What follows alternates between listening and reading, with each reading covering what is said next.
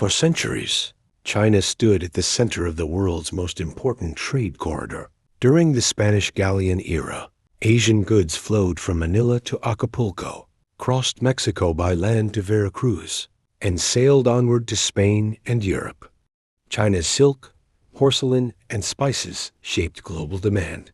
Europe depended on this flow and paid for it in silver. When the galleon trade ended in 1815, the corridor didn't close.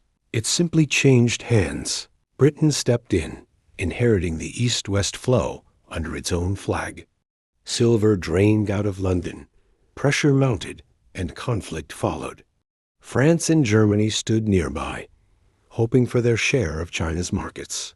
Meanwhile, a new continuity formed. As Britain pushed from the west, the United States expanded from the east. After 1898, America's presence in the Philippines anchored it in the Western Pacific.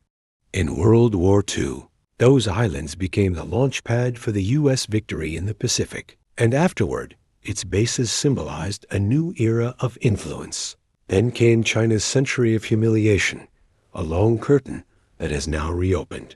In the last few decades, a reborn China has re-entered the global stage with industrial strength, technological ambition, and manufacturing dominance.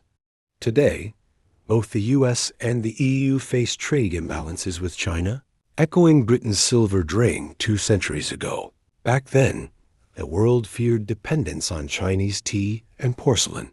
Now it debates dependence on Chinese lithium, rare earths, electric vehicles, and the factories that electrify modern life. Britain once demanded access to China's markets. Today, the United States demands transparency, fair competition, and open technology flows. Japan, like France and Germany, in the 19th century, watches from the sidelines, calculating its position in a shifting Pacific order.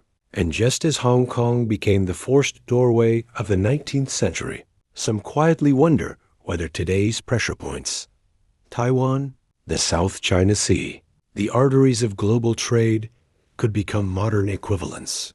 The Pacific has seen this pattern before: a rising power, a draining currency, foreign pressure, and a strategic coastline that becomes the hinge of history. The last time, it was Spain, then Britain, then the United States. The corridor has been open for centuries. The continuity is long.